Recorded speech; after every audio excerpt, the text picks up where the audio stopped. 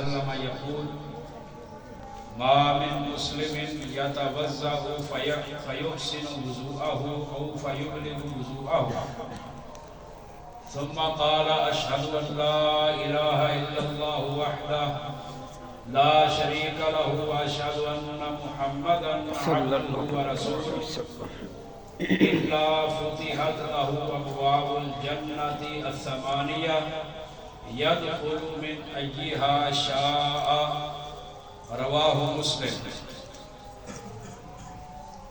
نبی کریم صلی اللہ علیہ وسلم کے صحابہ کرام رضوان اللہ علیہم اجمعین میں علم حاصل کرنے کا، حدیث کو لینے کا اتنا ذوق اور شوق تھا، اتنی ان کو رغبت تھی کہ اگر کسی صحابی نے نبی صلی اللہ علیہ وسلم سے ایک حدیث نہ سنی ہوتی تو وہ اس سے سن لیتا، اس سے پوچھ لیتا جس نے وہ حدیث سنی ہوتی۔ اس کی ایک مثال صحیح مسلم کے اندر موجود ہے۔ دو صحابی تھے، عمر بن خطاب رضی اللہ تعالیٰ عنہ اور عقبہ بن عامر رضی اللہ تعالیٰ عنہ۔ یہ دونوں صحابی اکٹھا کاروبار کرتے تھے، کام کرتے تھے۔ کام ان کا یہ تھا کہ انہوں نے اونٹ رکھے ہوئے تھے اور اونٹوں کو چراتے تھے۔ ایک دن عمر بن خطاب رضی اللہ تعالیٰ عنہ چراتے تو عقبہ بن عامر حدیث رسول سنتے۔ ایک دن عقبہ بن عامر جو ہے وہ اونٹ چراتے اور عمر بن خطاب رضی اللہ تعالیٰ عنہ حدیث سنتے۔ یہ ان کا طریقہ کار تھا۔ عمر بن خطاب رضی اللہ تعالیٰ عنہ اونٹ چراتے ہیں اور عقبہ بن عامر حدیث سنتے۔ عمر رات کو واپس آتے، عقبہ بن عامر ان کو حدیث سنا دیتے۔ ایسے ہی سلسلہ جاری رہا۔ ایک دن عقبہ بن عامر رضی اللہ تعالیٰ عنہ ان کے اونٹ چرانے کی باری تھی، اونٹ چرانے کی ڈیوٹی تھی۔ وہ اونٹ چرا کر وقت سے پہلے واپس آ گئے، اونٹوں کو باڑے میں کھڑا کیا، باڑے کو بند کیا، مسجد میں آئے۔ مسجد میں آئے، اللہ کے رسول صلی اللہ علیہ وسلم صحابہ کرام کو باتیں بیان کر رہے تھے، اپنی احادیث سنا رہے تھے۔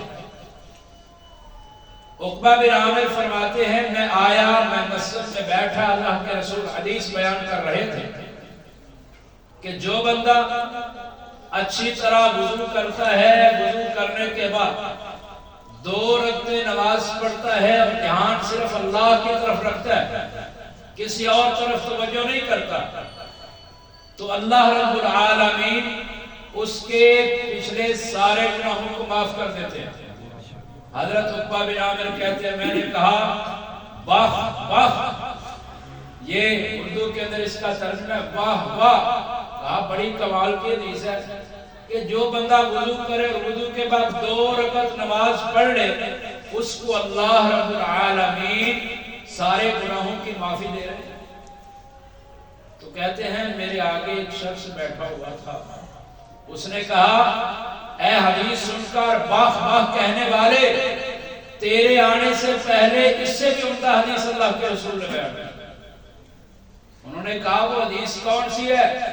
کہا وہ حدیث یہ ہے کہ آپ علیہ السلام نے فرمایا ہے جو بندہ وضو کے بعد اچھی طرح وضو کرتا ہے اور وضو کے بعد یہ دعا پڑھ لیتا ہے اشہد ان لا الہ الا اللہ وحدہ لا شریک لہ واشہد ان محمدا عبدہ ورسولہ، جو وضو کے بعد یہ دعا پڑھ لیتا ہے الا فتحت لہ ابواب الجنۃ الثمانیہ یدخل من ایہا شاء، اس کے لیے جنت کے 8 دروازے کھول دیے جاتے ہیں، وہ جس سے مرضی چاہے گا۔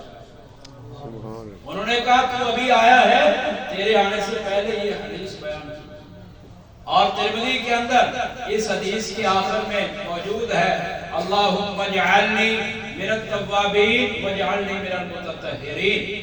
ان الفاظ کو شیخ البانی رحمہ اللہ نے ارواء الغلیل کے اندر 96 نمبر حدیث کے تحت صحیح کہا ہے کہ یہ الفاظ بھی صحیح ثابت ہے، یہ بھی پڑھنے ہیں اللہم اجعلنی من التوابین واجعلنی من المتطہرین۔ یہ نبی کے صحابہ کے حدیث حاصل کرنے کا شوق ہے۔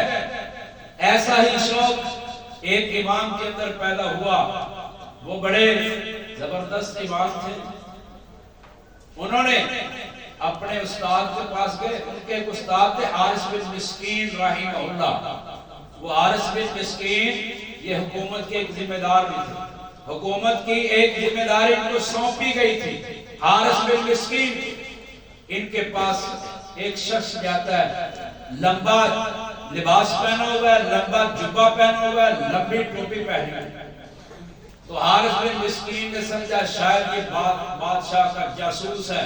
اس نے حارث بن مسکین نے اس کو باہر نکال دیا، کہا نکل جا باہر، تو بادشاہ کا جاسوس محسوس ہوتا ہے۔ وہ امام باہر نکل گیا، گئے نہیں، جہاں پر لوگوں کی طلبہ کی جوتیاں پڑی ہوئی تھی وہاں پر بیٹھ کر حارث بن مسکین سے حدیث سنتے، اور پھر اپنی کتاب کے اندر جو حارث بن مسکین کی حدیث آتی ہے اس میں یہ نہیں لکھا سمیت الحارث بن مسکین، میں نے حارث بن مسکین سے سنا، بلکہ کہا قُرِئَ عَلَيْهِ وَأَنَا أَسْمَعُ، حارث بن مسکین پر پڑھا جا رہا تھا، میں سن رہا تھا۔